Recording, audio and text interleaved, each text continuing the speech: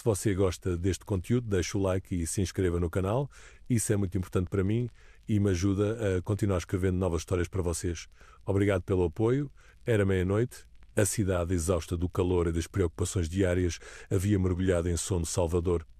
Duas figuras caminhavam pela estrada para Pireu. Eu, um velho magro e barbudo em Longimathion, mal conseguia arrastar os pés. Um jovem esbelto que me apoiava tinha cerca de 25 anos. O bater de nossas sandálias na pedra se misturava ao chilear das cigarras. Da muralha ameada iluminada pela lua, uma coruja gritou 3 vezes.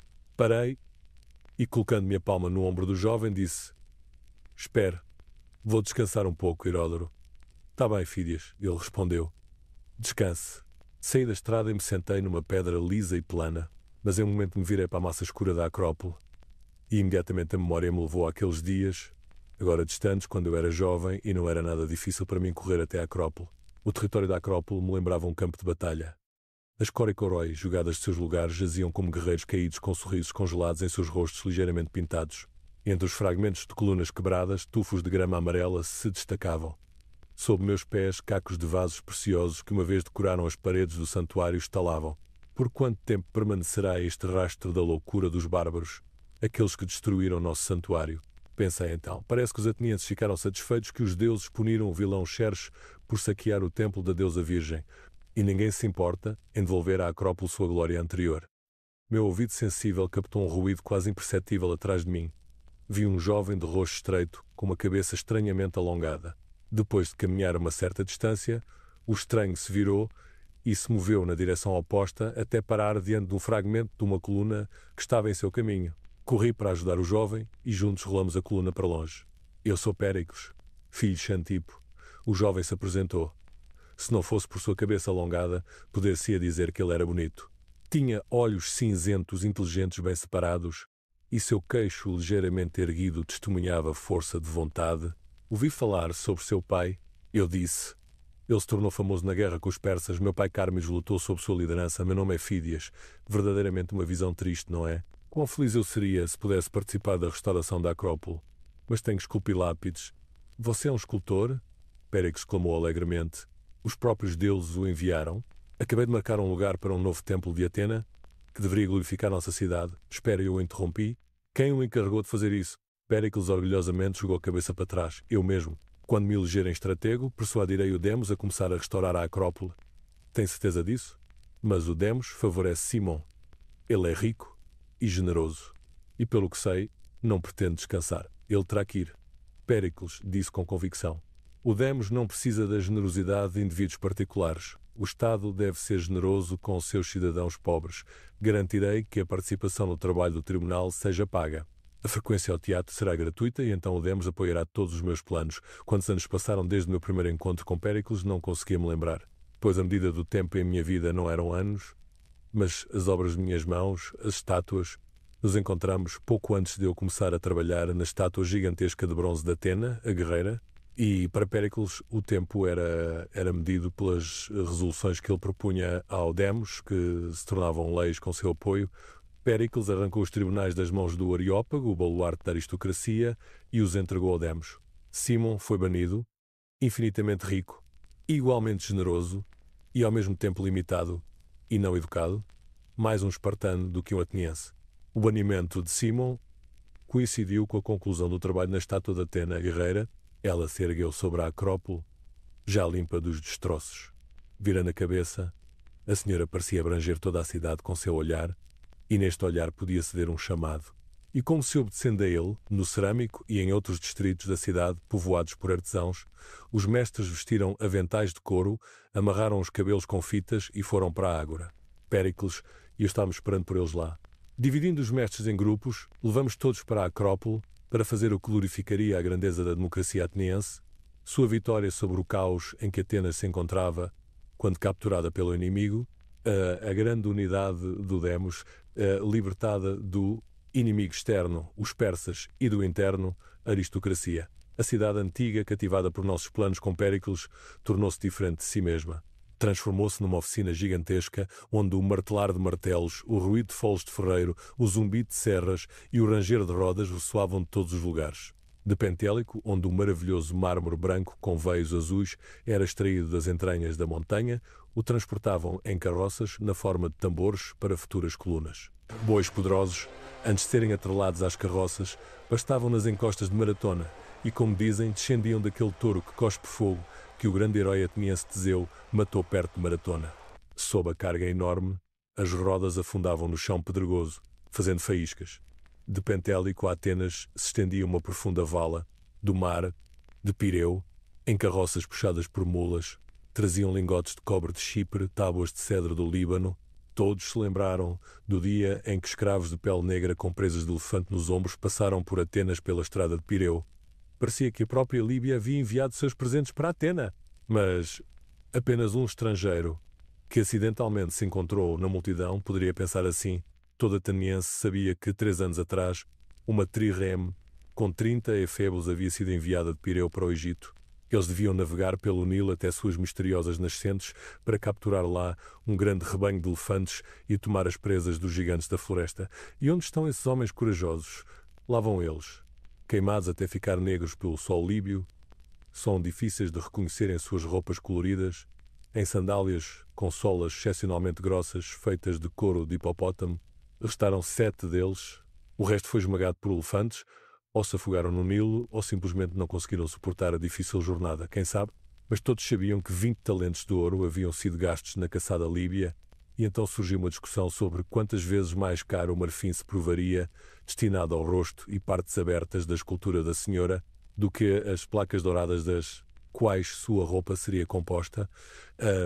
Todos os cidadãos atenienses já sabiam como a escultura que deveria decorar o novo templo de Atena se pareceria em linhas gerais. Afinal, eu havia apresentado aos 10 estrategos e depois ao Conselho dos 500 e à Assembleia Popular seu modelo em tamanho natural. Foi aprovado, mas eu tinha não apenas que ampliar o modelo 7 vezes, não apenas substituir cera, madeira e argila por ouro, marfim e mármore. Eu tinha que encontrar, em vez do rosto feminino convencionalmente criado, características tão únicas, tal expressão que absorveria tanto a imagem da deusa criada pelo mito quanto minha própria concepção de beleza.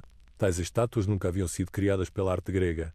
Todos os deuses olímpicos de mestres antigos, Atena, Ártemis, Afrodite, eram similares entre si como irmãs gêmeas, sorriram identicamente. O sorriso parecia colado na parte inferior de seus rostos. Deveria criar a ilusão de movimento, mas em vez disso causava uma impressão de artificialidade, tensão. Apenas os lábios sorriam, enquanto os olhos e bochechas permaneciam sérios. A incapacidade dos mestres de transmitir o jogo das bochechas e olhos humanos empobreceu a imagem divina. Tudo no mundo muda. Nada fica parado. Porque então a arte, que reproduz a beleza divina, deveria permanecer inalterada. Esses pensamentos não me deixaram quando trabalhei na cabeça de mármore de Atena, que deveria se tornar um modelo para a cabeça de madeira coberta com placas de marfim. No chão da oficina estavam espalhados pedaços processados de mármore. Eu não conseguia encontrar a imagem adequada. Quanto mármore você destruiu? Péricles ficou surpreso quando visitou a oficina. Ele se inclinou sobre uma cabeça de mármore com o nariz quebrado, a pegou e começou a examiná-la, virando-a para diferentes lados. O que você não gostou nesta cabeça? Perguntou o estratego. Você entende, eu disse. Falta algo, mas posso estar enganado, eu gosto. Tem um rosto nobre, parece-me que ela não é ateniense. Tal formato de olhos é encontrado em mulheres helénicas cujo pai ou avô eram lídios. Esta poderia ser uma bisneta de Creso. E de fato isso não é ruim. Eu disse sentindo o mármore com meus dedos. Só terei que alongar um pouco o rosto e fazer o nariz mais íngreme. Venha, amigo, em um mês vou trabalhar nesta cabeça. Ocupado com o trabalho além da cabeça de Atena, eu também estava projetando o futuro templo decorado com esculturas e não percebi como 2 meses se passaram. Não sabia que em Atenas, e não apenas em Atenas, mas em toda a Helade, o nome de Péricles já estava ligado, não com o meu nome, mas com o nome de Aspásia. Péricles e Aspásia e Péricles. Oh, essas mulheres, os gregos, acreditavam que todos os problemas vêm delas. Afinal, foi ninguém menos que Pandora, dominada pela curiosidade, que abriu a urna na qual todos os vícios, infortúnios e doenças humanos estavam trancados e eles se espalharam entre as pessoas como se ela, Pandora, e não os deuses, fosse culpada por esta desgraça. E Helena?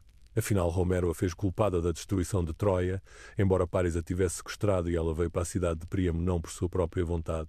Aspásia veio para Atenas, da cidade da Ásia Menor, Mileto, por conta própria, para admirar a estátua de Atena, a guerreira. Na Acrópole, Péricles a viu e, impressionado com sua beleza, não conseguiu tirar os olhos dela. O primeiro estratego mandou embora a sua esposa não amada e trouxe Aspásia para sua casa. Esta é a história do conhecimento e amor de Péricles e Aspásia, como contada por contemporâneos razoáveis e não invejosos. E outros dizem que a mulher de Mileto encantou Péricles e o submeteu à sua vontade, e supostamente todos os problemas de Atenas vêm dela. Não sabia nada sobre esses rumores porque estava completamente imerso no trabalho. Mas um dia, Péricles veio à oficina, e não sozinho. Vendo a Aspásia, eu me estremeci. Esta é a minha senhora Aspásia, Péricles disse contidamente. Ela queria conhecer o criador de Atena, a guerreira. Mas decidimos não perturbá-lo. Enquanto isso eu estava murmurando algo para mim mesmo, não tirando os olhos da Aspásia. Então levantei minha mão e, movendo meus dedos, senti algo no ar. Aspásia, Péricles, continuou com um sorriso forçado. Não se surpreenda, meu amigo a vê pela primeira vez e provavelmente... Não é isso, eu interrompi. Joguei de volta o pano cobrindo a cabeça de mármore. Não lhe parece, Péricles, que minha Atena se parece com sua senhora? Olhe, incrível! Péricles exclamou, os mesmos olhos ligeiramente alongados. Mas o que dirão os atenienses? Já me acusam de apoiar a impiedade e encorajar filósofos ímpios, e vendo sua Atena me acusarão de blasfémia. Mas posso chamar testemunhas. Aspásia se intrometeu na conversa que ninguém me viu. Se chegar a julgamento, todos os atenienses respeitados ficarão em sua defesa, Sófocles e Hipódamo, para quem eu disse repetidamente que quero conhecer Fídias. Minha semelhança com o modelo Fídias é acidental. É acidental? Eu sorri olhando para Péricles. Afinal, você mesmo encontrou a cabeça de mármore que se tornou o meu modelo. E parece que ela se tornou um modelo para você também. Aspásia sorriu encantadoramente. Então, Fídias, devo minha felicidade a você. Provavelmente sim, disse Péricles. Mas seu rosto permaneceu sério, e rugas apareceram em sua testa. Mas Fídias, ele disse, após um longo silêncio, faça com que essa semelhança não seja marcante. Isso não é difícil, eu disse. Olhe, dando alguns passos, peguei um elmo de bronze do chão e o coloquei na cabeça de Atena. Maravilhoso! Aspásia exclamou. Sempre soube que um pétaso muda a aparência, mas um elmo torna uma pessoa completamente irreconhecível. Veja como esta mulher com meu rosto se tornou uma amazona guerreira.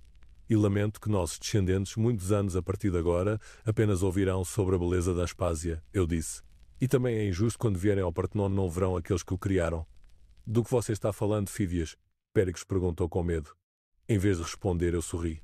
Mais 3 anos se passaram e na Acrópole se ergueu o majestoso templo de Atena, a Virgem, o Partenon. Foi construído pelos arquitetos Calícrates e Ictino, mas a decoração escultural do friso e frontões pertencia a mim e meus estudantes. Com minha mão de mestre, eu delineava a figura, determinava o seu lugar entre outras, e os estudantes terminavam o trabalho. Às vezes eu corrigia uma estátua já terminada, de modo que parecia que toda a decoração escultural do Partenon pertencia apenas a mim. Valorizava talento e entusiasmo criativo em jovens, odiava a adulação e não aceitava presentes estudantes. Todos se lembraram de como expulsei o rico armador Atenodoro, que queria mudar minha atitude em relação ao seu filho Menon, um estudante diligente mas sem talento, através de presentes. Comecei a atribuir a Menon tarefas tão simples que qualquer artesão poderia realizá-las, e então completamente recusei seus serviços. A consagração do templo teve lugar durante a celebração das grandes Panateneias. Na noite do dia 28 do mês Hecatombião, uma corrida com tochas teve lugar na cidade. O vencedor era considerado aquele que chegasse primeiro com uma tocha ardente. Ao amanhecer, os participantes da procissão festiva se reuniram no Cerâmico. De um edifício especial, perto dos portões de Hípilo, os vasos sagrados e outros itens usados anualmente foram trazidos. Arautos em roupas brancas, que se assemelhavam às roupas nas esculturas, anunciaram por ordem dos sacerdotes a ordem de ações que cada grupo de participantes do festival deveria realizar.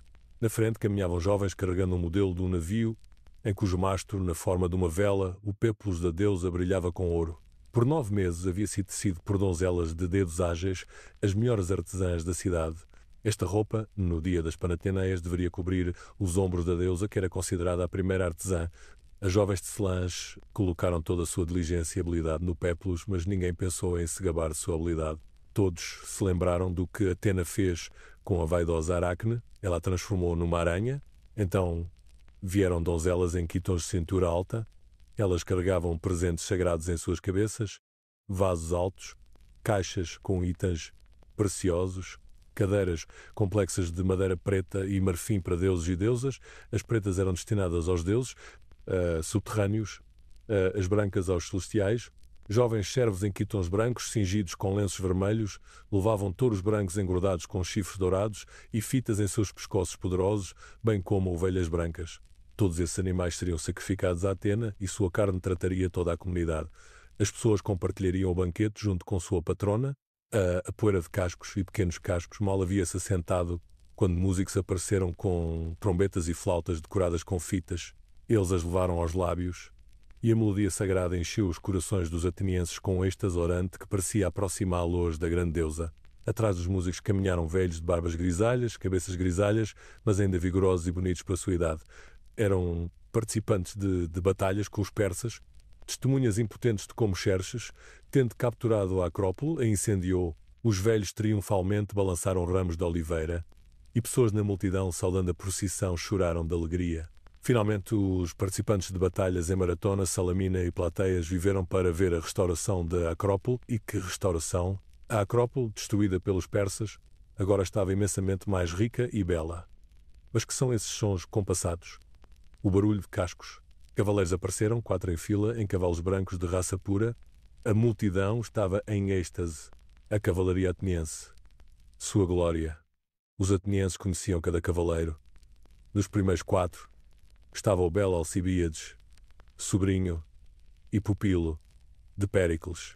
Ele tinha os melhores cavalos, as melhores codornas, e o que quer que ele, através do portão de mármore monumental, as Propileus, a procissão festiva entrou na Acrópole, passou pela estátua de Atena, guerreira, que se erguia ao céu ao Partenon brilhante de mármore. Contornando-o, os participantes da procissão admiraram os relevos no friso. Lá tais Panateneias foram retratadas. Seus participantes, masculinos e femininos, foram esculpidos em mármore por mim e meus estudantes. Eles devem glorificar Atena não por um ano, não por vários anos, ou mesmo décadas, mas por vários séculos, ou talvez até milénios, até que a pedra sólida se transforme em pó. E aqui a procissão entra no templo. Aqueles que viram a deusa pela primeira vez caem de cara no chão, cegados pela firmeza de seu olhar e pelo brilho de suas roupas feitas de ouro puro.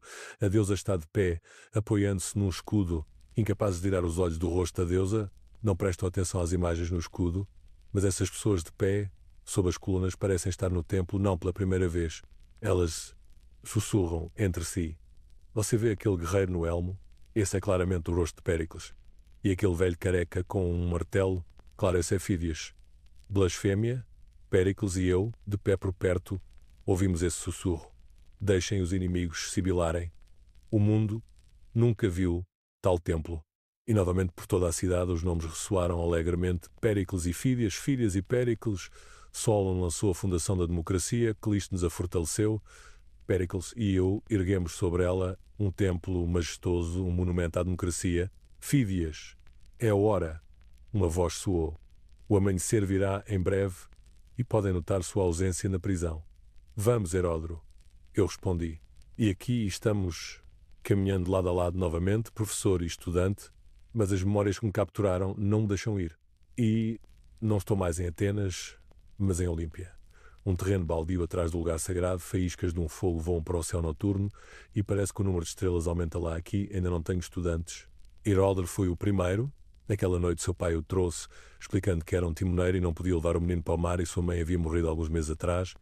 De manhã eu disse a Heródoto, mostra-me o que você pode fazer. O menino moldou uma raposa de argila que parecia estar correndo. Não está mal. Eu aprovei e acrescentei, vou-te ensinar. Mais tarde houve outros estudantes, mas Heródoto permaneceu o mais amado e mais talentoso. Conseguimos uma oficina com um caldeirão gigantesco no meio. No dia em que terminamos o modelo da estátua de Zeus de argila e cera, chegou a notícia da morte do navio de Apolónio, pai de Heródoto, substitui o pai do menino. Oh, como o destino invejoso combina maravilhosamente alegria e tristeza. Acabáramos de terminar o trabalho na cabeça de mármore de Zeus, quando uma carta chegou de Atenas, com a notícia de que eu, Fídias, era acusado de roubar ouro estatal destinado às roupas da deusa. Imediatamente entendi que, ao me acusarem, queriam dar um golpe em Péricles e, deixando todos os meus negócios, comecei a me preparar para a jornada. Oh, como Heródoto me implorou para não fazer isso! Pense, professor, ele disse apontando para o modelo de mármore já terminado da cabeça de Zeus. Quem, além de você, pode incorporar seu plano em marfim e ouro? Sua estátua deveria decorar o templo do santuário panhelênico em Olímpia. Mas sou ateniense. Minha pátria me ameaça com desonra. Se não aparecer, me declararão ladrão. E pode um ladrão trabalhar numa estátua do pai dos deuses, mas lá seus inimigos se lançarão sobre você. Ouvi que seu ex-estudante Menon se tornou acusador. Ele queria ser meu estudante, mas não se tornou um, eu respondi. Eu o mandei embora por falta de talento. Mas tais nulidades são as mais perigosas, disse Heródoto. Inimigos o despedaçarão como cães raivosos. Você pode ir sozinho para esta matilha? Afinal, você é a glória toda a Helade. Vamos deixar isso, eu disse severamente então. Conheço sua devoção, seus argumentos são razoáveis, mas sou refém de Atenas. Se não retornar, então uma sombra cairá não apenas sobre mim, mas também sobre meu amigo Péricles. Aconteceu exatamente como Heródoto previu. Como alguém pode se justificar diante de pessoas cegadas pelo ódio, 500 Heliastas, que estavam examinando a calúnia de um sicofante vil que supostamente observou como eu, embarcando num navio em Pireu, me curvei sob o peso do ouro, viam no desempenho de seus deveres um meio de satisfazer paixões e preconceitos. Prova de minha culpa foi para eles já o fato de que eu havia ido para Olímpia, ao Peloponeso hostil. Não significava nada para eles que eu havia sido convidado para decorar o santuário panhelênico. Não se importavam que esta acusação fosse imediatamente e facilmente refutada. Afinal, Péricles, que conhecia bem seus concidadãos, havia-me aconselhado na época a fazer as partes douradas da escultura removíveis, e quando o ouro removido do corpo da deusa foi pesado diante deles, todos viram que todos os 40 talentos de metal estavam no lugar, e ainda assim o julgamento continuou por mais um mês inteiro. Primeiro os acusadores falaram de roubo de marfim, mas quando esta acusação também foi rejeitada, os juízes me condenaram à prisão por blasfémia. Ele insultou a senhora, dizia a decisão do tribunal, ao retratar Péricles e a si mesmo em seu escudo. Estava convencido de que os juízes estavam procrastinando, avançando acusações cada vez mais novas, porque recebiam 2 óbolos por cada sessão, eles recebiam este dinheiro por nada, não se tinha que cavar o chão pedregoso, soprar a fornalha, levantar o martelo, 2 óbolos apenas por sentar, ouvir e votar. Então Péricles estava enganado quando começou a pagar pela participação no trabalho do Conselho e Sessões do Tribunal. Pensei dolorosamente. E teria sido melhor se o direito de julgar pertencesse aos nobres? Mas eles também poderiam ter sido comprados. Afinal, nada menos que 300 anos atrás, o poeta Hesíodo chamou os juízes aristocráticos de devoradores de presentes. Subitamente da memória surgiu a imagem de Atena, minha Atena, que adornou o maravilhoso templo da Acrópole. Se não houvesse a lei de Péricles sobre 2 óbolos pela participação no tribunal, não haveria Partenon. Quão maravilhosamente conectados nos assuntos mortais estão fatos e eventos que parece não têm nada em comum. 2 óbolos pegajosos, destinados para cada um desses pobres homens, para que pudessem se afastar de seus negócios e sentar no tribunal, e um templo de mármore brilhante, uma estátua da deusa em vestes douradas, e um veredicto injusto que me jogou na prisão. Péricles, o pai da democracia, não podia fazer nada para ajudar seu amigo. O sistema que ele criou se voltou contra ele. O primeiro estratego foi culpado por todos os problemas e fracassos que se abateram sobre o Estado. Primeiro condenaram seu professor Anaxágoras, o grande sábio, o primeiro a propor o princípio de que o universo é organizado não pela vontade dos deuses, não por acaso, mas pela razão. Anaxágoras foi acusado de considerar o Sol não um deus, mas uma massa derretida enorme. O filósofo foi condenado à morte à revelia e teria perecido se não tivesse tido a sorte de escapar. E não conseguiram me sentenciar à morte, mas queriam enviar um assassino à prisão e não simplesmente me envenenar, mas acusar Péricles de envenenamento, que supostamente temia que o escultor soubesse algo vergonhoso sobre o primeiro estratego.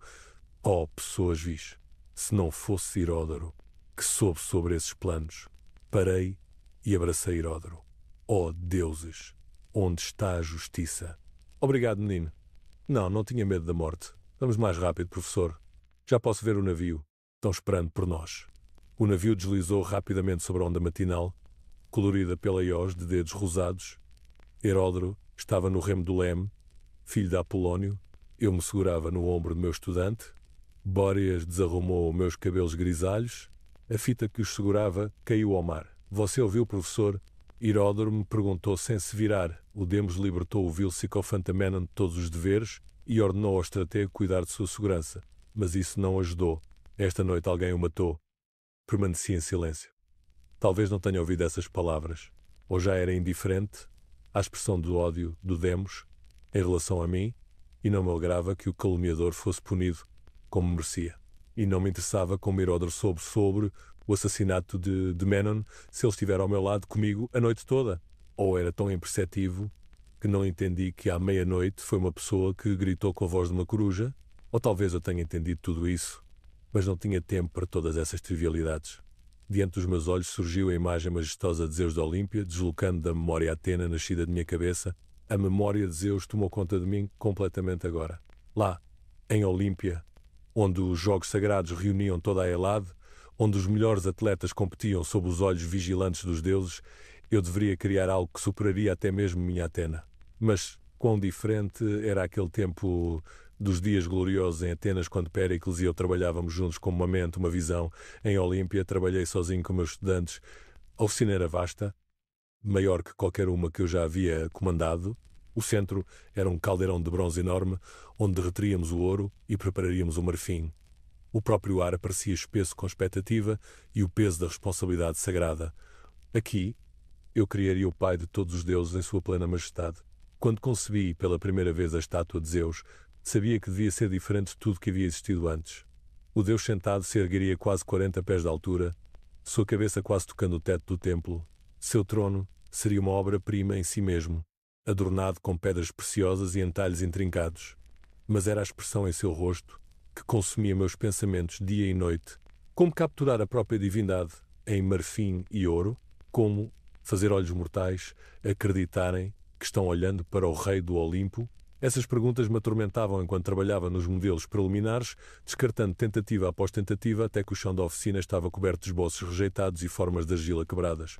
Heródoto provou ser inestimável durante aqueles longos meses. Havia crescido do menino assustado que seu pai me trouxera para um artesão habilidoso, com uma compreensão intuitiva de minha visão.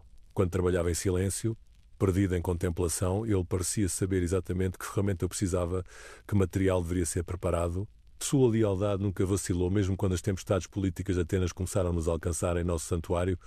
A primeira carta ominosa chegou num dia em que acabáramos de completar o delicado trabalho na mão direita de Zeus, que seguraria a figura de Nike, deusa da vitória.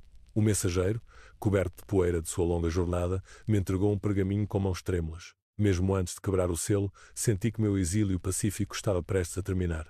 A carta era breve, mas devastadora. Um certo Menon, que mal me lembrava como um de meus estudantes fracassados, havia-me acusado formalmente perante a Assembleia Ateniense de roubar ouro destinado à estátua de Atena. A acusação era absurda, como Péricles sabiamente havia aconselhado. Todos os elementos dourados da estátua eram removíveis e podiam ser pesados a qualquer momento, mas entendi imediatamente que isso não era sobre ouro. Isso era sobre destruir Péricles através de mim. O que é, mestre? Perguntou Heródoto, vendo o meu rosto perder a cor. Problemas de casa, respondi, tentando manter minha voz firme. Dizem que sou um ladrão. Os olhos do jovem brilharam de raiva. Impossível! Quem ousaria fazer tal acusação? Um estudante fracassado, buscando vingança? Ou melhor, uma ferramenta nas mãos dos inimigos de Péricles. Deixei a carta de lado e olhei ao redor da oficina, para os erros meio completado, erguendo-se majestosamente no centro. Eles querem que eu retorne a Atenas para me defender, mas você não pode partir agora, protestou Heródoto. A estátua não está terminada. O Comitê Olímpico, os sacerdotes, toda a Hélade está esperando sua conclusão. Compartilhei sua angústia, mas o dever para com minha pátria gritava mais alto que a ambição artística. Sou um ateniense, Heródoto. Se não retornar para enfrentar essas acusações, me declararão culpado à revelia. Minha reputação, e pior, a posição de Péricles será destruída. Então deixe-me ir com você, ele implorou. Você precisará de amigos leais em Atenas. Não. Disse firmemente, você deve ficar e proteger nosso trabalho. Continuo com os detalhes menores, as decorações no trono, as sandálias, a draparia do Imation. Voltarei assim que conseguir limpar meu nome. Mas mesmo enquanto falava essas palavras, uma certeza fria se instalou em meu coração.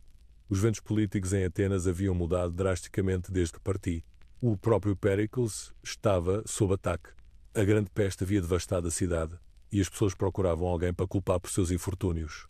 O estadista brilhante que havia feito de Atenas a joia do Mediterrâneo era agora visto por muitos como a causa de seu sofrimento. Durante os dias que levei para me preparar para a partida, chegaram notícias mais perturbadoras. Anaxágoras, o querido professor de Péricles e meu mentor filosófico, havia sido acusado de impiedade por suas teorias científicas sobre a natureza do Sol. Em vez de enfrentar um júri ateniense, o sábio velho havia fugido da cidade. Se Atenas se voltaria contra alguém de sua estatura e aprendizado, que esperança eu tinha? Ainda assim, não podia abandonar Péricles em sua hora de necessidade. Nossa amizade havia forjado não apenas a beleza física da Acrópole, mas a própria alma da Atenas democrática. Juntos havíamos criado uma visão do que a humanidade poderia alcançar quando libertada das correntes da tradição e superstição. Essa visão estava agora sob ataque, e eu não podia me acovardar em Olímpia enquanto meu mais querido amigo enfrentava seus inimigos sozinho. Na noite antes de minha partida, caminhei sozinho pelo bosque sagrado que cercava o templo. As antigas oliveiras, seus galhos retorcidos alcançando as estrelas, pareciam sussurrar advertências sobre as provações que me esperavam. Pensei em todos os vencedores olímpicos que haviam competido aqui, movidos pela mesma paixão pela excelência que havia motivado meus empreendimentos artísticos. Eu provaria ser digno da mesma coragem que haviam mostrado em suas competições? De pé diante do templo que abrigaria meus Zeus, fiz um voto silencioso. Qualquer que fosse o destino que me esperasse em Atenas, eu retornaria para completar este trabalho.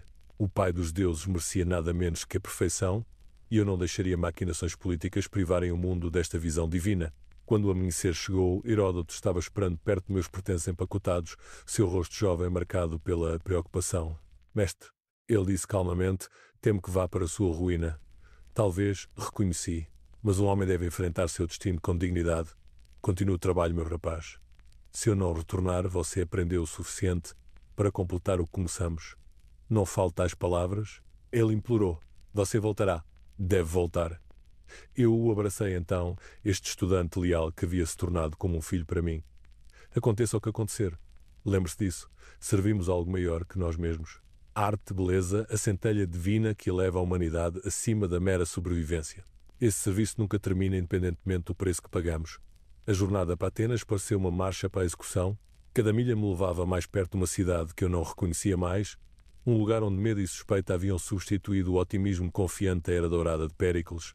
O navio que me carregava parecia rastejar pelo mar cor de vinho, como se até mesmo os elementos conspirassem para retardar o confronto inevitável.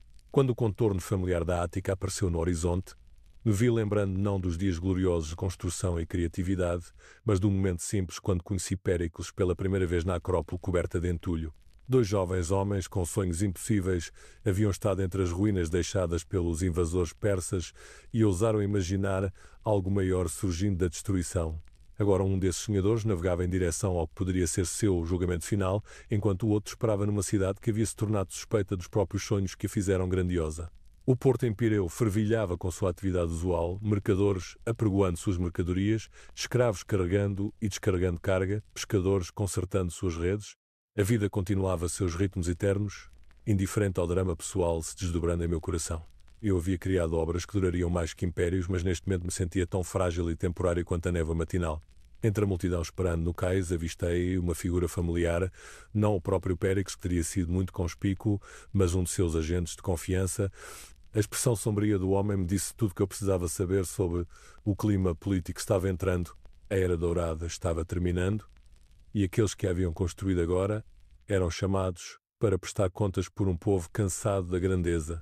Quando meus pés tocaram o solo ateniense mais uma vez, sussurrei uma oração para minha deusa patrona. Atena, conceda-me sabedoria para navegar essas águas traiçoeiras. Ajude-me a preservar não apenas minha própria honra, mas o legado que construímos juntos.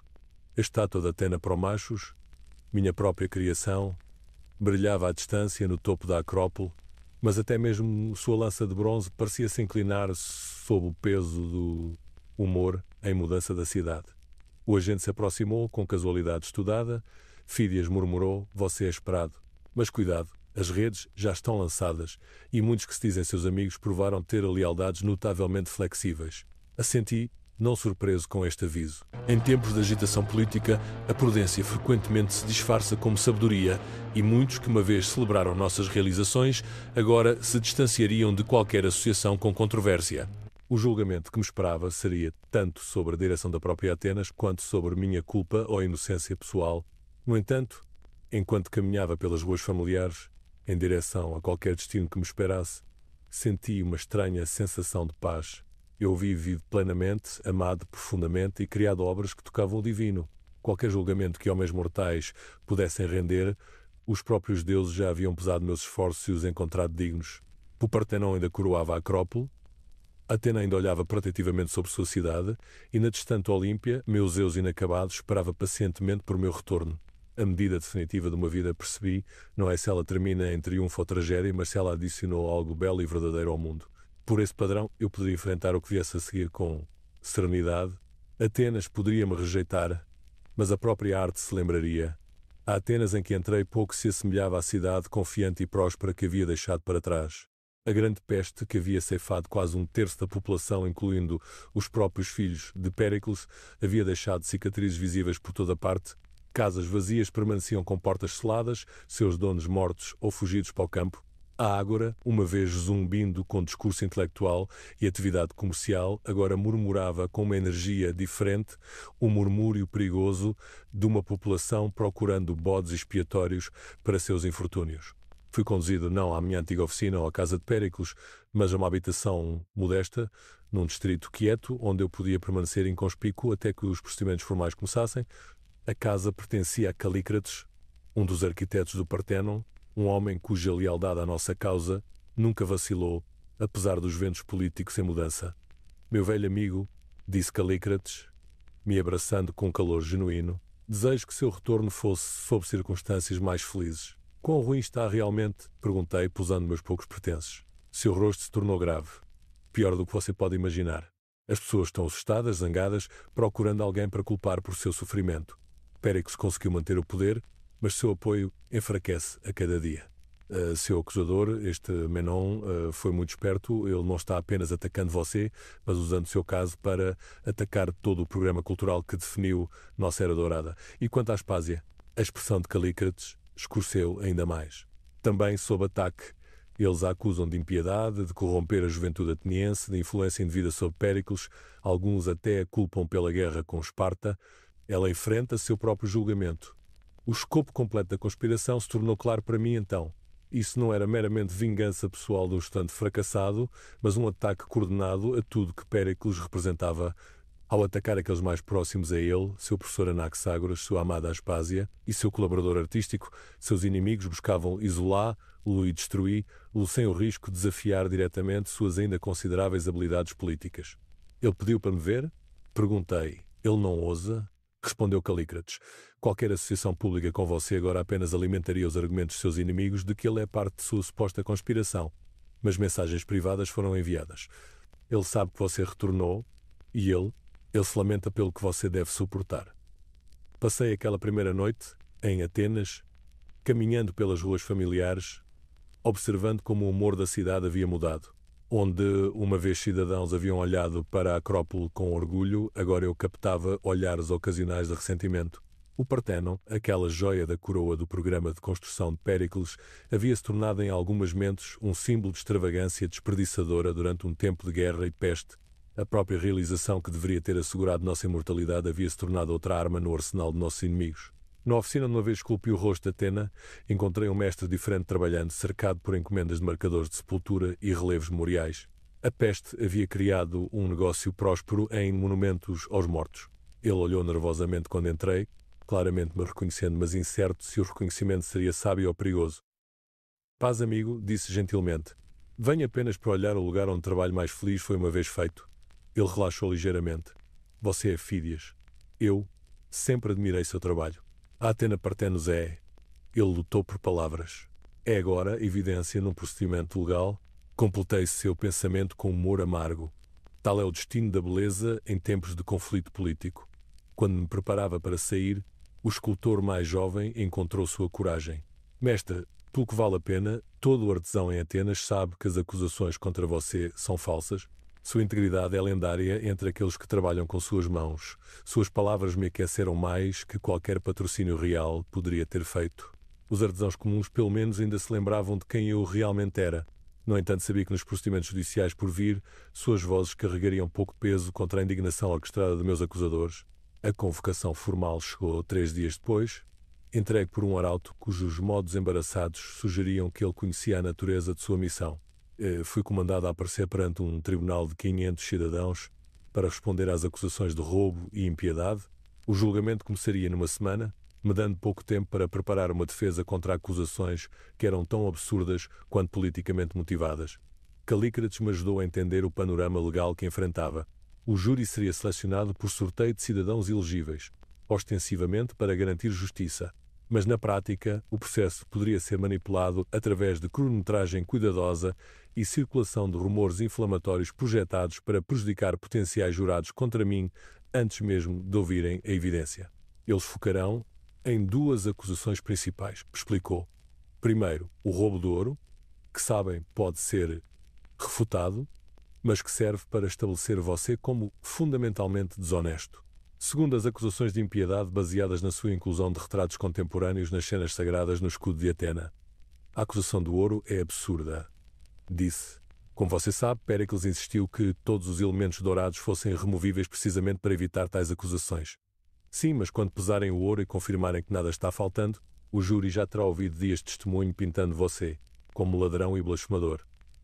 A verdade, quando finalmente emergir, pode parecer anticlimática comparada às acusações dramáticas. A acusação de impiedade era mais complexa e perigosa. A lei grega antiga era deliberadamente vaga sobre ofensas religiosas, permitindo aos promotores ampla latitude em definir o que constituía um insulto aos deuses. Minha decisão de incluir retratos reconhecíveis de Péricles e de mim mesmo entre os guerreiros no escudo de Atena havia sido ousada, talvez até provocativa, mas dificilmente sem precedente. Muitos artistas haviam incluído figuras contemporâneas em suas obras religiosas. No entanto, no clima atual, esta escolha artística poderia facilmente ser retratada como autodeificação arrogante. Meus inimigos argumentariam que, ao colocar nossas imagens ao lado de figuras divinas, havíamos cometido a maior aibris, reivindicar a igualdade com os próprios deuses. Era uma acusação que poderia carregar a pena de morte. Enquanto o dia do julgamento se aproximava, me vi pensando frequentemente em Aspásia. Ela também enfrentava acusações similares de impiedade, embora seu julgamento fosse agendado para mais tarde. A mulher, cuja inteligência e beleza haviam inspirado tanto o amor de Péricles quanto minha visão artística, era agora marcada como uma influência estrangeira perigosa, uma força corruptora que havia levado Atenas a se desviar de seus valores tradicionais. Me perguntava se ela se arrependia do caminho que a havia trazido a este ponto. O amor e estímulo intelectual que encontrou com Péricles valeram o preço que agora pagava? Ou ela, como eu, encontrava satisfação em ter vivido plena e autenticamente, independentemente das consequências? Na noite antes do meu julgamento começar, subi mais uma vez à Acrópole, movendo-me cuidadosamente através das sombras para evitar reconhecimento. O Partenon brilhava prateado à luz da lua, suas proporções perfeitas tão impressionantes quanto no dia em que o completamos. Minha Atena Parteno estava dentro, alta e magnífica, suas draparias douradas captando e refletindo a luz das lâmpadas sagradas. Olhando para ela, não senti arrependimento pelas escolhas artísticas que me trouxeram a este momento. Ela era perfeita, não apenas como obra de arte, mas como incorporação das mais altas aspirações humanas. Qualquer julgamento que homens mortais pudessem render amanhã, ela permaneceria como testemunho eterno do que havíamos alcançado em nosso breve momento dourado. Quando o amanhecer se aproximava, fiz meu caminho de volta através da cidade adormecida para me preparar para a provação à frente. Em poucas horas, estaria diante de 500 de meus concidadãos e aprenderia se Atenas de Péricles ainda vivia ou se já havia sido consumida pelas forças do medo e reação. As apostas não poderiam ser mais altas. Se eu fosse condenado, não significaria simplesmente o fim da carreira de um artista, mas a efetiva repudiação de tudo que nosso renascimento cultural havia representado. O julgamento de Fídias seria nada menos que o julgamento da própria democracia ateniense, um teste de se um povo livre poderia permanecer fiel aos seus ideais mais altos quando enfrentado com os desafios inevitáveis que testam todas as sociedades humanas. Qualquer que fosse o resultado, eu estava pronto. O menino que havia sonhado em restaurar a Acrópole havia se tornado o homem que realmente a restaurou. Agora, esse mesmo homem descobriria se seus concidadãos ainda valorizavam os sonhos que os haviam elevado acima do comum para o reino do sublime. O tribunal da Elieia se estendia diante de mim como um anfiteatro de julgamento. 500 cidadãos sentavam-se em bancos de madeira, dispostos em grande semicírculo, seus rostos uma mistura de curiosidade, suspeita e hostilidade pré-determinada. O sol matinal fluía através da colunata aberta, projetando longas sombras pelo chão, onde logo estaria de pé para defender não apenas minha própria honra, mas os próprios ideais que tornaram Atenas grande. O promotor, um político menor chamado Eucrates, que se havia ligado ao meu caso para avanço pessoal, estava na plataforma do orador. Sua voz carregava bem no espaço acústico, treinada como era nas artes da oratória que a democracia exigia. Mas onde Péricles havia usado a oratória para inspirar e elevar, este homem a manejava com uma arma projetada para destruir ao invés de construir. Cidadãos de Atenas, começou a sua voz pingando de falsa retidão, estamos reunidos aqui para julgar um homem que traiu vossa confiança, violou vossas tradições sagradas e se enriqueceu às vossas custas. O réu está acusado não meramente de roubo, mas do crime muito mais grave de Ibris. A arrogância que leva homens a se colocarem em pé de igualdade com os deuses imortais. Observei os rostos no júri enquanto ele falava. Muitos concordaram, já convencidos pelas semanas de rumores e retórica inflamatória que haviam precedido este momento. Outros pareciam genuinamente perplexos, como se não pudessem reconciliar as acusações com a evidência de seus próprios olhos, os edifícios magníficos que havia ajudado a criar, as estátuas que haviam trazido glória à sua cidade. Eucrates continuou a sua declaração de abertura com gestos teatrais e apelos emocionais. Pintou o quadro de um homem embriagado com poder e sucesso que havia usado sua posição para roubar ouro do tesouro e cometer atos de blasfémia que punham em perigo a própria alma de Atenas. Cada acusação foi cuidadosamente elaborada para explorar os medos e ressentimentos que haviam crescido na cidade desde que a peste começara. Olhem para o escudo de Atena Partenos, declarou, apontando dramaticamente em direção à Acrópole, e o que veem, não apenas guerreiros defendendo nossa deusa, mas os rostos de homens mortais, o próprio réu diante de vós e seu patrono político Péricles. Por que direito eles reivindicam igualdade com heróis e deuses? Por que arrogância eles se inserem na narrativa sagrada da proteção divina de nossa cidade? Um murmúrio de desaprovação ondulou pela multidão. Havia antecipado este argumento, mas ouvi-lo proferido com tal veneno ainda doía. A escolha artística que uma vez parecera ousada e celebratória agora soava, através da retórica de Eucrates, como o ato final de presunção. Quando chegou a minha vez de falar, levantei-me lentamente, sentindo o peso de cada olhar sobre mim. Havia ensaiado minha defesa cuidadosamente, mas de pé diante destes 500 homens com cidadão, meus vizinhos, concidadãos, pessoas a quem havia servido fielmente por décadas, senti a magnitude do que estava em jogo. Cidadãos de Atenas, comecei, minha voz clara apesar do tremor de emoção que sentia.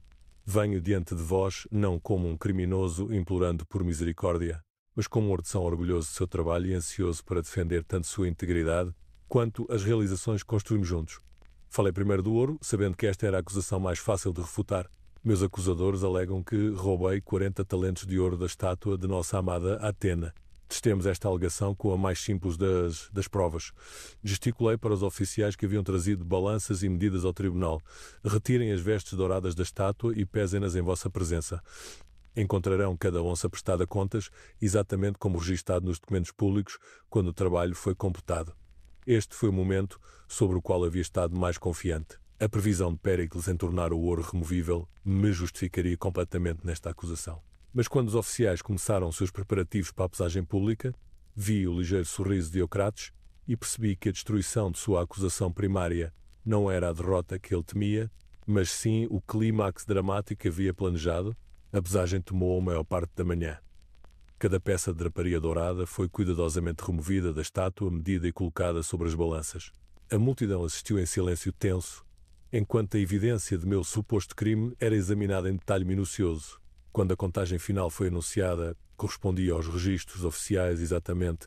Cada talento, cada onça de ouro estava prestado contas, mas em vez da justificação que havia esperado, vi apenas indiferença em muitos rostos. Eucrates havia preparado com sucesso para este momento e a refutação de sua acusação primária parecia quase anticlimática. Pior, ele estava pronto com sua resposta. Vejam quão cuidadosamente o réu se preparou para este dia. Declarou com admiração fingida. Quão astutamente substituiu o ouro roubado quando soube das acusações contra ele. Mas o ouro pode ser substituído, a honra sagrada de nossa cidade, uma vez violada, nunca pode ser completamente restaurada. Foi magistral em seu cinismo, havia feito a prova de minha inocência parecer como evidência de minha culpa, transformando minha justificação em confirmação de minha astúcia. Comecei a entender a verdadeira sofisticação da armadilha que havia sido preparada para mim. A tarde foi dedicada às acusações de impiedade e que o terreno era muito menos sólido sob meus pés. Eucrates chamou testemunha após testemunha. para testemunhar sobre a presença óbvia de retratos contemporâneos das cenas religiosas no escudo de Atena. Cada testemunha falou com a certeza da retrospectiva, alegando que sempre havia sido incomodada por essas imagens, mas havia sido respeitosa demais para falar antes. O réu fez de si mesmo e de seu patrono heróis do mito, trovejou Eucrates, colocou seus rostos entre os guerreiros, defendendo nossa deusa, reivindicando para eles um status reservado apenas aos deuses. Isto não é arte, isto é blasfémia da mais alta ordem. Quando finalmente me foi permitido responder, escolhi minhas palavras cuidadosamente. Cidadãos, peço-vos para considerar o que a arte pretende realizar. Não é para nos inspirar à grandeza? Para nos mostrar não apenas o que somos, mas o que podemos nos tornar. Quando esculpi esses rostos no escudo de Atena, busquei lembrar as gerações futuras de que a defesa de nossa cidade não é realizada apenas por deuses, mas por homens mortais que se elevam à estatura heroica através de sua devoção a ideais maiores que eles mesmos. Mas pude ver que minha explicação, por mais eloquente que fosse, estava caindo em ouvidos surdos. A multidão havia sido preparada para ver hybris onde eu pretendia inspiração, blasfémia onde eu pretendia honra. Os argumentos artísticos e filosóficos que poderiam ter persuadido uma audiência educada como a que Péricles comandava tinham pouco poder nesta atmosfera de medo e ressentimento.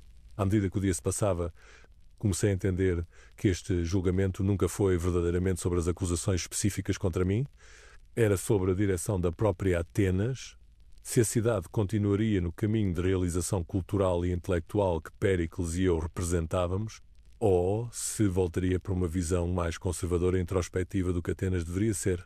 Os últimos oradores do dia conduziram este ponto para casa, com clareza brutal.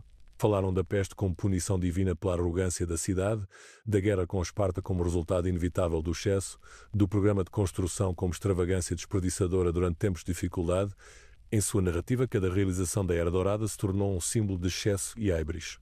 Os deuses já renderam seu julgamento, declarou um cidadão idoso que alegou falar pelo povo comum.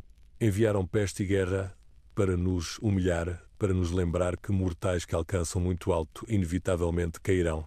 Este julgamento é meramente nossa oportunidade de reconhecer sua sabedoria e retornar às virtudes simples que tornaram Atenas forte. Quando a noite caiu e o tribunal foi adiado para o dia, caminhei lentamente pelas ruas que uma vez celebraram meu trabalho, mas agora pareciam cheias de olhos suspeitos e acusações sussurradas. A cidade que havia ajudado a transformar num farol de realização humana havia se tornado um lugar onde tal realização era vista como orgulho perigoso. Naquela noite, sozinho na casa de Calícrates, sentei no jardim e olhei para a Acrópole. O Partenon brilhava prateado à luz da lua, tão magnífico como sempre. Minha Atena Partenos estava dentro, cercada pelo ouro que havia sido retirado dela mais cedo naquele dia e seria substituído amanhã. A beleza permanecia inalterada pelas tempestades políticas girando ao seu redor. Pensei em Heródoto, na distante Olímpia, trabalhando nos Eus, que aguardava meu retorno. Viveria para completar aquela obra-prima? Ou este julgamento marcaria o fim de tudo que havia buscado realizar? Mais importante, se Atenas podia-se voltar tão completamente contra os ideais que a haviam elevado, o que isso dizia sobre a permanência de qualquer realização humana? No entanto, mesmo em meu desespero, encontrei um estranho conforto no pensamento de que a própria arte poderia durar mais que as paixões políticas do momento. O Partenon permaneceria muito depois que Eucrates fosse esquecido. Atena Partenos inspiraria admiração em espectadores que não sabiam nada deste julgamento. Talvez isso fosse vitória suficiente, não a justificação do artista, mas a sobrevivência da arte.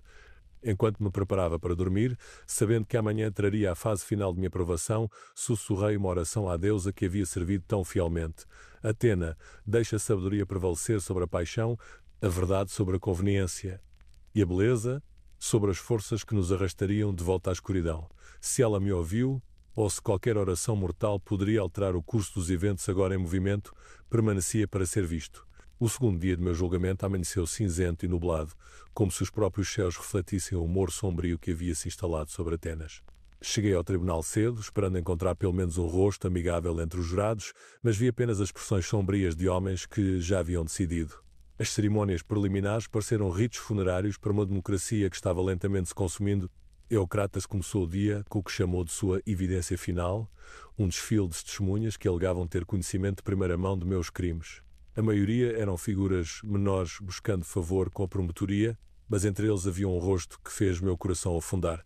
O próprio Menon, o estudante fracassado cujas acusações haviam iniciado toda esta provação.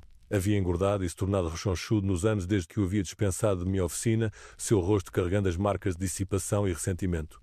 Mas sua voz estava clara e confiante quando tomou o banco das testemunhas, bem ensaiada no testemunho que selaria meu destino. Trabalhei intimamente com o réu por quase 2 anos, começou suas palavras cuidadosamente, medidas para máximo impacto. Observei seus métodos, suas atitudes, seu desprezo pelas práticas religiosas tradicionais. Frequentemente falava dos deuses antigos como superstições primitivas que precisavam ser substituídas por compreensão mais sofisticada. Isso era uma fabricação completa, é claro. Nunca havia falado dos deuses com nada além de reverência, entendendo como entendia que minha arte pretendia servi-los. Mas as mentiras de Menon foram entregues com tal convicção que vi vários jurados concordando em aparente reconhecimento de comportamentos que pensaram ter lembrado. Teve orgulho particular, continuou Menon, em colocar a si mesmo e Péricles entre as figuras divinas no escudo de Atena. Chamou isso de educar o povo para reconhecer heróis reais entre os míticos. Quando expressei preocupação sobre a propriedade desta escolha, riu e disse que gerações futuras adorariam Péricles como um deus de qualquer modo, então por que não começar o processo cedo? O tribunal explodiu em murmúrios indignados. Quis saltar de pé e denunciar essas mentiras viciosas, mas meu conselheiro legal me conteve com uma mão firme no ombro. Responder emocionalmente à performance de Menon apenas confirmaria a imagem de desafio arrogante que meus acusadores estavam tentando criar. Mas um momento mais devastador chegou quando Eucrates chamou sua testemunha final, um jovem sacerdote do templo de Atena que alegou ter estado presente durante a consagração da estátua. Seu testemunho foi breve, mas precisamente direcionado para inflamar sensibilidades religiosas. Quando os óleos sagrados foram derramados e as orações oferecidas, declarou o sacerdote: notei que o réu não estava participando dos rituais com reverência apropriada. Em vez disso, ficou separado, observando nossas cerimônias com o que só posso descrever como diversão. Quando a alta sacerdotisa chamou Atena para abençoar sua nova imagem, viu sorrir e sussurrar algo para Péricles. Mais tarde soube que havia dito: ela deveria estar nos agradecendo por torná-la bela. Esta mentira final era tão ultrajante, tão perfeitamente elaborada, para confirmar toda a suspeita sobre minha suposta hybris, que não pude me conter. Levantei-me apesar da contenção do meu conselheiro e falei diretamente ao tribunal. Este é testemunho falso do começo ao fim. Clarei, minha voz carregando claramente através do tribunal subitamente silencioso. Nunca falei de qualquer deus com desrespeito. Nunca tratei cerimônias sagradas com diversão. Nunca reivindiquei crédito que pertence apenas à inspiração divina. Essas testemunhas mentem para servir seus próprios propósitos e aqueles de meus inimigos políticos. Mas mesmo enquanto falava, pude ver que minha negação apaixonada estava sendo interpretada como a reação defensiva de um homem culpado pego em seus crimes. A teia cuidadosa de mentiras e meias-verdades havia sido tecida com muita habilidade para que a verdade simples a cortasse. Eucrates se levantou para seu argumento de encerramento, com o ar satisfeito de um caçador se aproximando de sua presa encurralada. Seu discurso final foi uma obra-prima de demagogia, combinando indignação religiosa, ressentimento político e ataque pessoal num indiciamento devastador não apenas de mim, mas de tudo que era Dourada havia representado.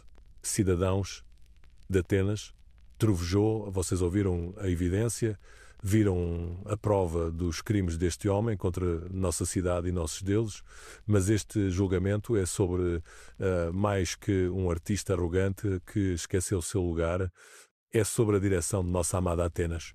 Por muito tempo nos disseram que maior é melhor, que mais novo é superior, que valores tradicionais devem dar lugar a inovações estrangeiras.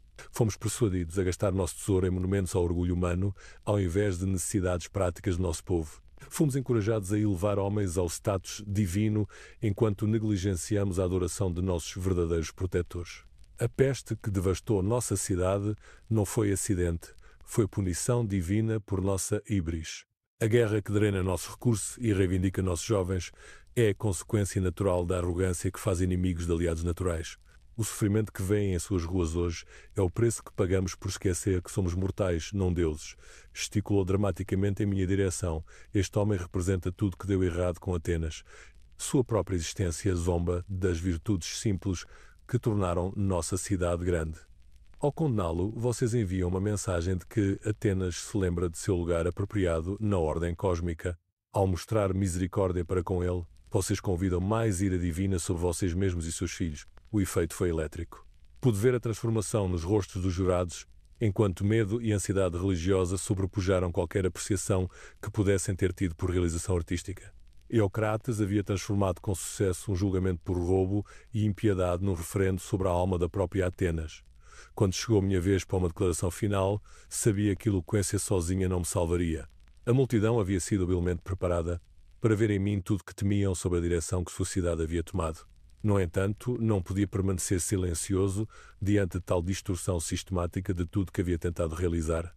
Cidadãos de Atenas, comecei, minha voz firme, apesar da desesperança que sentia, estou diante de vocês como um homem que devotou sua vida inteira ao serviço desta cidade e seus deuses. Cada golpe de cinzel, cada escolha de design, cada momento de trabalho foi oferecido no espírito de adoração e devoção cívica. Os edifícios que coroam nossa Acrópole permanecerão por séculos como testemunho do que os atenienses podem realizar quando ousam alcançar a excelência. As estátuas que enfeitam nossos templos inspirarão admiração e reverência em gerações ainda não nascidas. Essas realizações pertencem não apenas a mim, mas a todos nós, são a expressão coletiva de um povo livre que se recusou a aceitar que limitações humanas devem definir aspirações humanas. Se me condenarem hoje, condenam não apenas um artista, mas o próprio espírito que levou Atenas acima de seus vizinhos e a fez um farol para toda a humanidade. Se escolherem medo sobre coragem, suspeita sobre celebração, pequenez sobre grandeza, então a peste e guerra que meus acusadores citam, com punição divina, parecerão menores comparadas à morte espiritual que terão imposto sobre vocês mesmos. Fiz uma pausa, olhando sobre o mar de rostos que decidiria meu destino. Estou preparado para aceitar qualquer julgamento que renderem, mas rezo para que, em tempos mais calmos, vocês se lembrem de que Atenas foi tornada grande, não por aqueles que aconselharam cautela e conformidade, mas por aqueles que ousaram sonhar em tocar o divino através da excelência humana. A votação começou. Imediatamente após minha declaração, cada jurado recebeu 2 fichas de bronze, uma marcada para condenação, uma para absolvição, e foi pedido para colocar uma na urna designada para a sua escolha. O processo tomou quase 1 hora, durante a qual fiquei no centro do tribunal, cercado pelo murmúrio de 500 homens, decidindo se o trabalho de minha vida representava inspiração ou blasfémia. Quando a contagem foi anunciada, não senti surpresa, apenas uma profunda tristeza pelo que Atenas havia se tornado. 320 votos para condenação, 180 para absolvição. A margem foi decisiva o suficiente para não deixar espaço para apelações ou segundos pensamentos. Eocrates havia ganhado sua vitória, mas enquanto olhava seu rosto triunfante, perguntei-me se ele realmente entendia o que havia destruído.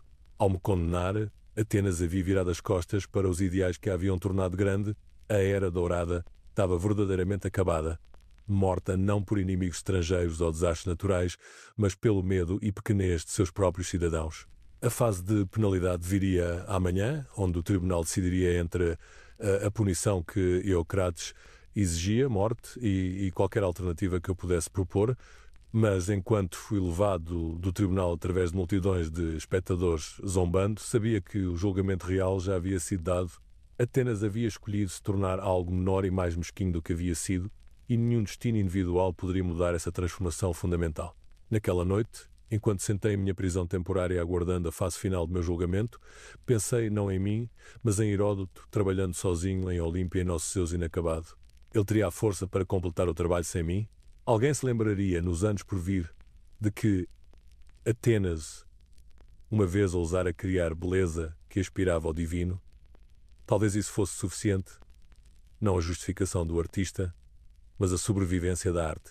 O Partenon duraria mais que Eocrates e todos de seu tipo. Minha Atena Partenos permaneceria como testemunho eterno do que havíamos alcançado em nosso breve momento de grandeza, e em algum lugar no futuro, quando Atenas tivesse pagado o preço completo por sua retirada da excelência, talvez novos artistas encontrassem inspiração no que havíamos ousado tentar. Com esse pensamento encontrei uma medida de paz mesmo na derrota. Os deuses poderiam julgar mortais duramente, mas se lembravam da beleza muito depois de terem esquecido os nomes daqueles que a criaram ou destruíram. No fim, essa lembrança poderia provar mais duradoura que qualquer vitória terrena. A fase final do meu julgamento chegou rapidamente, quase como se a cidade estivesse ansiosa para terminar com todo o caso. A fase de penalidade foi uma mera formalidade. Eocrates exigiu morte, como eu havia esperado, enquanto propus exílio e o confisco de minha cidadania. Os juízes tendo já me declarado culpado de impiedade, não mostraram inclinação para a misericórdia. A votação foi mais apertada desta vez, 260 pela morte, 240 pelo exílio, mas próximo o suficiente para comutar a minha sentença. Eu viveria, mas como um homem sem país, despojado de tudo que uma vez definiu minha identidade como artista ateniense. De certa forma, isso parecia um destino mais cruel que a própria morte. Quando fui levado de volta à minha prisão temporária para aguardar as cerimônias formais de banimento, me vi pensando não em meu próprio destino, mas na mensagem que este julgamento enviaria por todo o mundo grego. Atenas, uma vez o farol da realização artística e liberdade intelectual, havia repudiado publicamente essas mesmas qualidades. O dano à nossa reputação coletiva duraria mais que qualquer punição individual. Calícrates me visitou naquela noite final, seu rosto marcado pela dor e exaustão. O julgamento havia cobrado seu preço dele também, como um dos arquitetos do Partenon. Ele também era agora visto com suspeita por aqueles que viam o nosso programa de construção como evidência de hybris e excesso. Trouxe algo para você, disse calmamente, produzindo um pequeno pergaminho sob seu imácia. Palavra de Olímpia. Minhas mãos tremeram ao desenrolar a mensagem de Heródoto. Sua escrita, normalmente tão limpa e cuidadosa, mostrava sinais de pressa e emoção. Mestre, ouvi as terríveis notícias de Atenas. O trabalho continua aqui. Completei as decorações do trono como instruiu, e os artesãos locais não falam de outra coisa senão seu retorno. O Comitê Olímpico enviou palavra de que não será influenciado pela política ateniense em questões de arte sagrada. Seu lugar aqui permanece seguro se escolher vir. Mas, mestre, devo-lhe dizer honestamente, a estátua parece incompleta sem sua mão orientadora. O rosto de Zeus requer o toque que só você pode providenciar. Fiz o meu melhor com o corpo e draparia, seguindo seus designs exatamente, mas a alma da obra aguarda seu retorno. Venha logo se puder. Seu fiel estudante e filho na arte, Heródoto. Lendo essas palavras, senti uma centelha de esperança acender em meu peito pela primeira vez desde que o julgamento começou. Ainda havia trabalho a ser feito. Ainda havia beleza a ser criada. Atenas poderia ter-me rejeitado, mas Zeus ainda aguardava meu retorno na distante Olímpia. Há mais, disse Calícrates, sua voz baixando para quase um sussurro. Certos amigos fizeram arranjos. Você não precisa esperar pelo banimento formal. Um navio parte para Corinto à meia-noite e de lá você pode fazer seu caminho para a Olímpia. Seria mais seguro que permanecer aqui até que as cerimônias sejam completadas. Entendi seu significado. A multidão que havia celebrado minha condenação poderia não estar satisfeita com o mero exílio. Havia aqueles que veriam minha existência continuada, mesmo no banimento, como uma afronta aos deuses que supostamente haviam exigido minha punição. Atenas havia-se tornado um lugar perigoso para qualquer um associado ao antigo regime. E quanto a Péricles? Perguntei. E Aspásia? O rosto de Calícrates se tornou ainda mais sombrio. Péricles luta por sua vida política. Seus inimigos circulam como lobos, usando sua condenação como prova de que os deuses se voltaram contra todo o seu programa. Quanto à Aspásia, seu julgamento começa no próximo mês. O resultado? Ele deu de ombros desamparadamente. Quem pode dizer? A cidade parece determinada a se purgar de tudo que uma vez a fez grande. Quando a meia-noite se aproximou, juntei minhas poucas posses e me preparei para deixar Atenas para sempre. Calícrates me conduziu por ruas escuras até um pequeno porto, onde um navio mercante esperava, seu capitão já nervoso sobre a natureza de seu passageiro. Ouro havia mudado de mãos para garantir seu silêncio, mas pude ver em seus olhos o medo de que a associação comigo pudesse trazer retribuição divina sobre seu navio. Antes de embarcar, lancei um último olhar em direção à Acrópole. O Partenon se erguia contra o céu cheio de estrelas como um sonho manifestado em pedra, suas proporções perfeitas inalteradas pelas tempestades políticas que rugiam ao seu redor. Minha Atena Parteno estava dentro, dourada e magnífica, testemunho eterno do que havíamos alcançado em nosso breve momento de glória. Adeus, Atenas, sussurrei, que um dia você se lembra do que rejeitou. O navio se moveu silenciosamente através das águas escuras do Golfo Sarônico, me levando para longe da cidade que havia servido tão fielmente e em direção a um futuro incerto. Quando as luzes do Pireu desapareceram atrás de nós, tentei focar meus pensamentos no trabalho que me aguardava em Olímpia, ao invés de me demorar em tudo que estava deixando para trás. A jornada para Corinto passou sem incidentes, embora tenha notado os olhares furtivos da tripulação e conversas sussurradas. A palavra de minha condenação havia-se espalhado rapidamente e até mesmo estes mercadores simples sabiam que carregavam um homem marcado pelos deuses, ou assim acreditavam.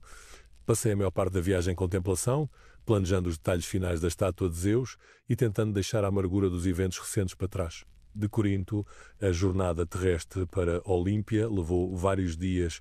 Viajei na companhia de mercadores e peregrinos, mantendo minha identidade escondida sob uma capa de viagem simples.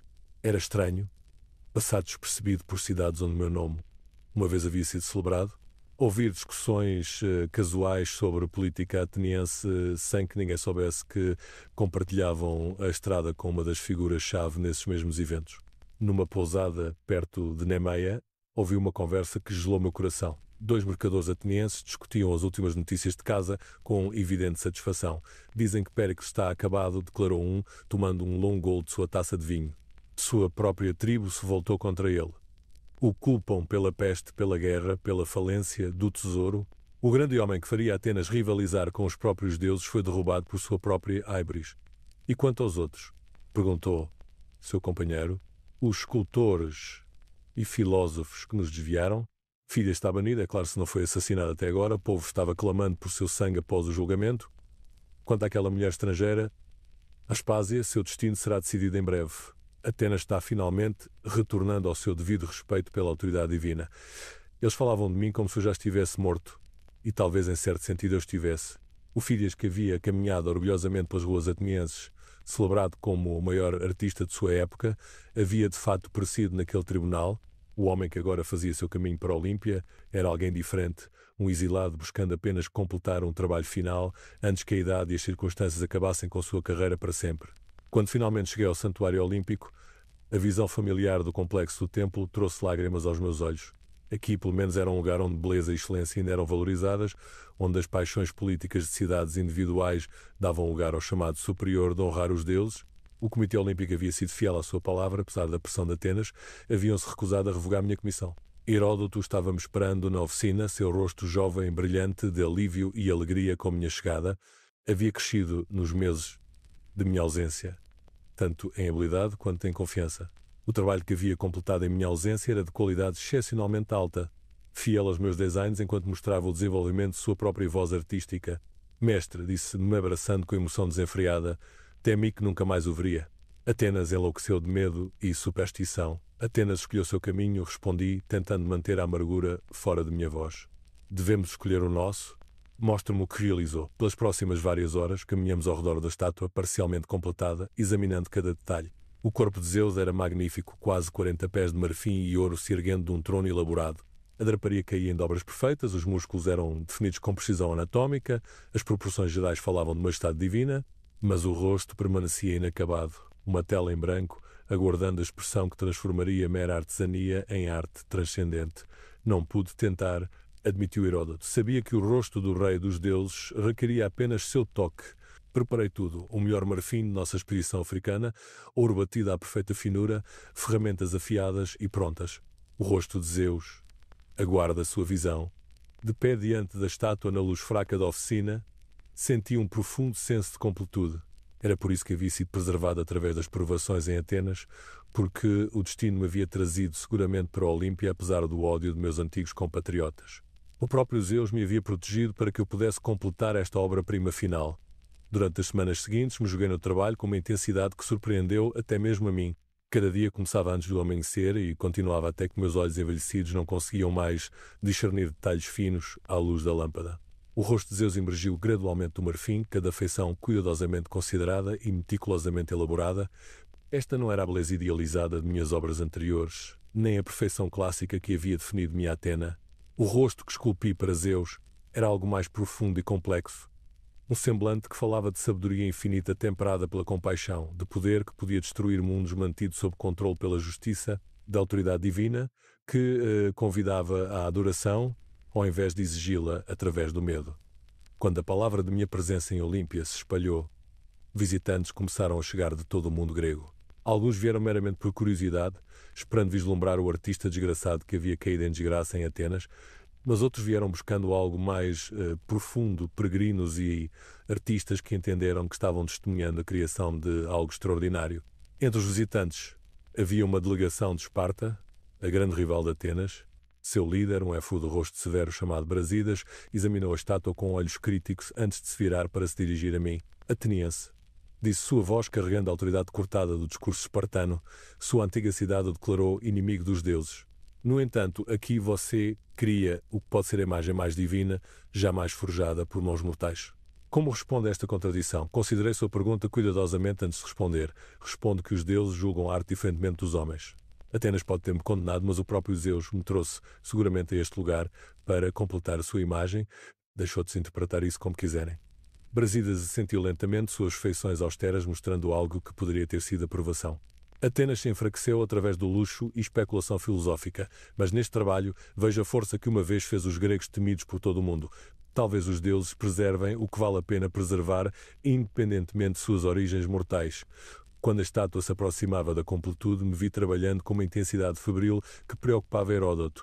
Dormia pouco, comia parcimoniosamente e parecia movido por uma certeza de que o tempo estava se esgotando.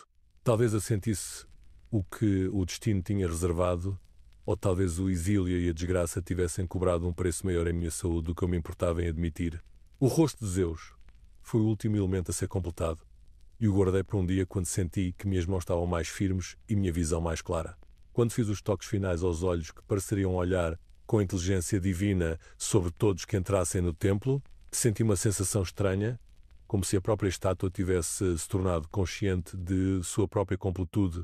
Quando o trabalho foi finalmente terminado, organizamos a inauguração formal. Representantes de todo o mundo grego se reuniram no templo, incluindo oficiais olímpicos, sacerdotes de santuários importantes e artistas que haviam viajado de grandes distâncias para testemunhar este momento. A estátua foi revelada quando o sol matinal fluiu através da porta oriental do templo e o efeito foi arrebatador.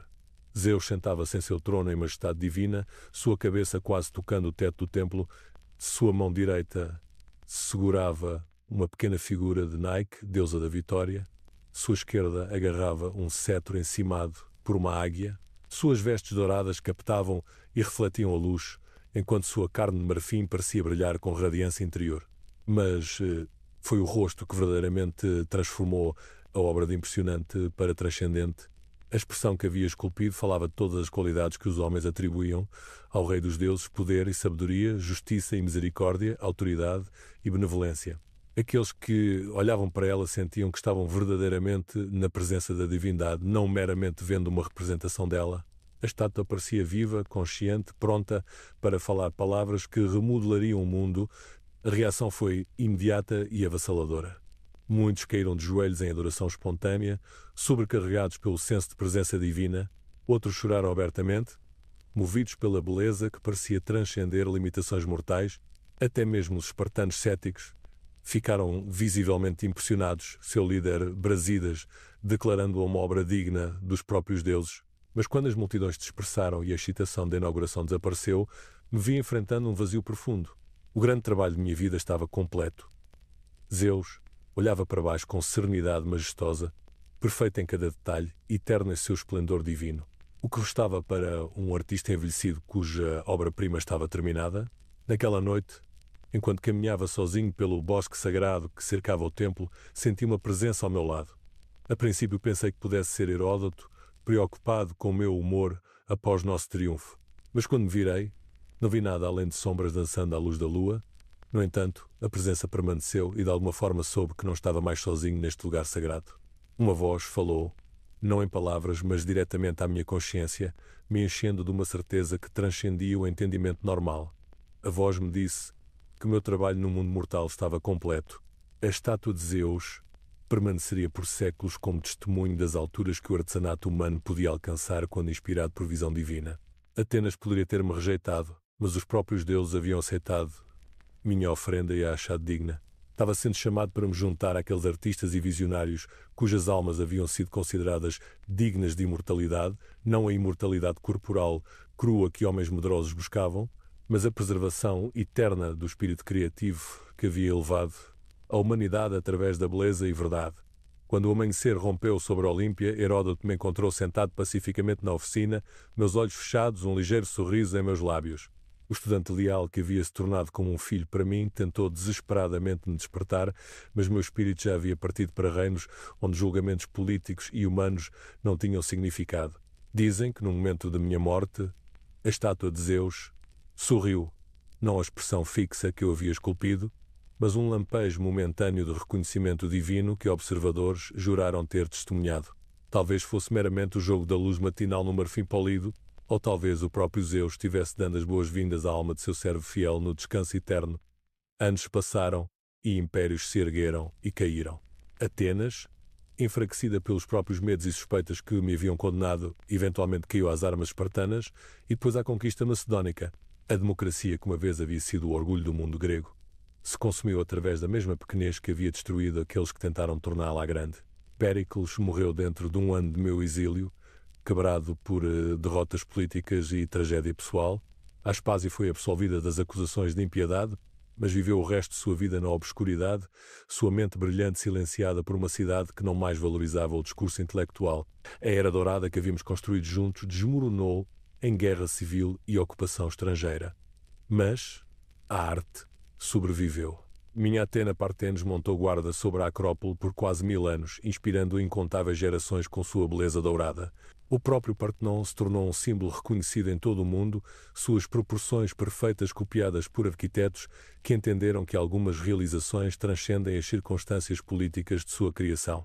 Em Olímpia, a estátua de Zeus se tornou uma das 7 maravilhas do mundo antigo, atraindo peregrinos e turistas de todo o Mediterrâneo. Viajantes escreveram sobre o senso avassalador de presença divina que sentiram em sua companhia, de como o rosto de marfim parecia transmitir genuína inteligência e compaixão.